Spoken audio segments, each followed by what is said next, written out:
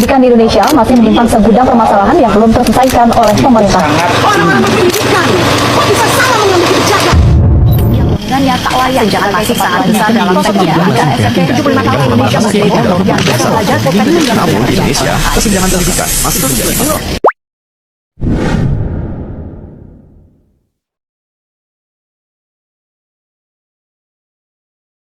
Halo, Assalamualaikum. Perkenalkan, nama saya Marit Princestinja dengan NPM 25501078. Di sini saya akan membacakan artikel tentang pendidikan di Indonesia.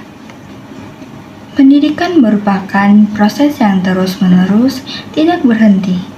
Di dalam proses pendidikan ini, keluhuran martabat manusia dipegang erat karena manusia yang terlibat dalam pendidikan ini adalah subjek dari pendidikan. Karena merupakan subjek di dalam pendidikan, maka dituntut suatu tanggung jawab agar tercapai suatu hasil pendidikan yang baik. Jika memperhatikan bahwa manusia itu sebagai subjek dan pendidikan meletakkan hakikat manusia pada hal yang terpenting, maka perlu diperhatikan juga masalah otonomi pribadi. Maksudnya adalah manusia sebagai subjek pendidikan harus bebas untuk ada sebagai dirinya, yaitu manusia yang berpribadi, yang bertanggung jawab. Melalui pendidikan, manusia menyadari bahwa hakikat dan martabatnya dalam relasi yang tak terpisahkan dengan alam lingkungannya dan sesamanya. Itu berarti pendidikan sebenarnya mengarahkan manusia menjadi insan yang sadar diri dan sadar lingkungan. Dari kesadarannya, itu mampu memperbarui diri dan lingkungannya tanpa kehilangan kepribadian dan tidak tercabut dari akar tradisinya. Indonesia sama seperti banyak negara berkembang lainnya sudah berhasil memberikan kesempatan bagi warganya untuk mendapatkan pendidikan. Namun, meskipun anggaran semakin besar, mutu pendidikan anak-anak Indonesia tetap rendah dibandingkan negara-negara lain. Salah satunya faktor rendahnya kualitas pendidikan di Indonesia adalah karena lemahnya para guru dalam menggali potensi anak. Para pendidikan seringkali memaksakan kehendaknya tanpa pernah memperhatikan kebutuhan, minat, dan bakat yang dimiliki siswanya. Kelemahan para pendidik kita, mereka tidak pernah menggali masalah dan potensi para siswa. Pendidikan seharusnya memperhatikan kebutuhan anak, bukan malah memaksakan sesuatu yang membuat anak kurang nyaman dalam menuntut ilmu. Proses pendidikan yang baik adalah dengan memberikan kesempatan pada anak untuk kreatif. Itu harus dilakukan sebab pada dasarnya gaya berpikir anak tidak bisa diarahkan. Selain kurang kreatifnya para pendidik dalam membimbing siswa, kurikulum yang sentralistik membuat pendidikan semakin buram. Kurikulum hanya didasarkan pada pengetahuan pemerintah tanpa memperhatikan kebutuhan masyarakat. Lebih parah lagi, pendidikan tidak mampu menghasilkan kelulusan yang kreatif. Ini salahnya, kurikulum dibuat di Jakarta dan tidak memperlihatkan kondisi di masyarakat. Jadi, para lulusan hanya pintar cari kerja dan tidak pernah bisa menciptakan lapangan kerja sendiri. Padahal lapangan pekerjaan yang tersedia terbatas. Kualitas pendidikan Indonesia sangat memprihatinkan berdasarkan analisis dari Badan Pendidikan Dunia atau UNESCO. Kualitas para guru Indonesia menempati peringkat terakhir dari 14 negara berkembang di Asia Pasifik. Posisi tersebut menempatkan negeri agraris ini di bawah Vietnam yang negaranya baru merdeka beberapa tahun lalu.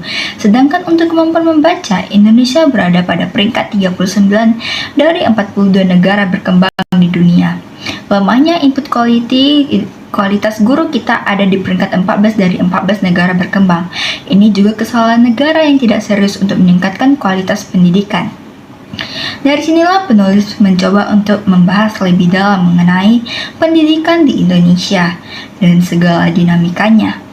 Merangkum dari beberapa sumber, dapat dikatakan bahwa ada 4 faktor yang setidaknya menjadi penyebab rendahnya mutu pendidikan di Indonesia, yaitu pertama, penggunaan buku paket sebagai buku acuan. Di Indonesia sudah beberapa kali mengganti kurikulum yang digunakan tetapi sering Tetapi setiap terjadi perubahan tersebut tidak menimbulkan kemajuan dari hal tersebut. Meskipun kurikulum diubah, tetapi sistem penggunaan buku acuan atau buku paket tetap saja digunakan dalam proses pembelajaran. Guru-guru pun menggunakan buku tersebut menjadi acuan utama untuk mengajar tanpa referensi dari buku yang lainnya.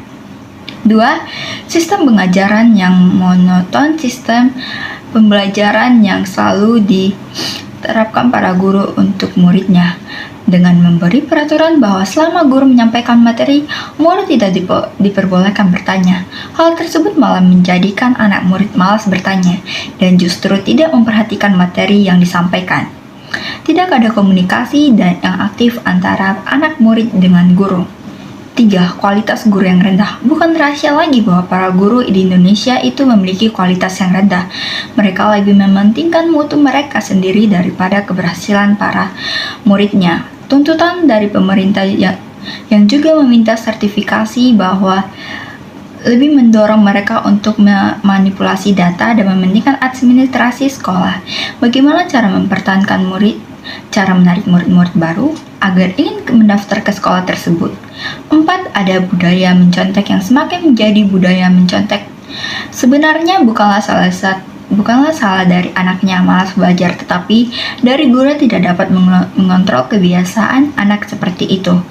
Yang lebih parahnya lagi, ada beberapa guru yang mengajarkan anak-anak untuk menyontek, seperti yang sering terdengar sekarang bahwa setiap anak-anak kelas tingkat akhir SMP maupun SMA yang ingin ujian nasional diberikan bocoran kunci jawaban dari sekolah. Dari beberapa faktor tersebut, dapat terlihat sekali bahwa pendidikan di Indonesia sangat susah jika ingin diperbaiki. Jika tidak ada perubahan yang benar-benar dilakukan untuk pendidikan di Indonesia. Dalam suatu website, ada mengatakan bahwa Indonesia bukanlah negara pendidikan, karena Indonesia tidak pernah memandang pendidikan adalah suatu yang penting di Indonesia. Dalam hal ini, Indonesia harus mengubah pandangan terhadap pendidikan di Indonesia, karena dengan pendidikan Indonesia akan lebih bisa bersaing di dunia global pada saat ini. Dengan meningkatnya kualitas pendidikan, berarti sumber daya manusia yang terlahir akan semakin baik mutunya dan akan mampu membawa bangsa ini bersaing secara sehat dalam bidang di dunia internasional. Sekian artikel yang saya baca. Mohon maaf jika saya memiliki salah kata. Assalamualaikum warahmatullahi wabarakatuh.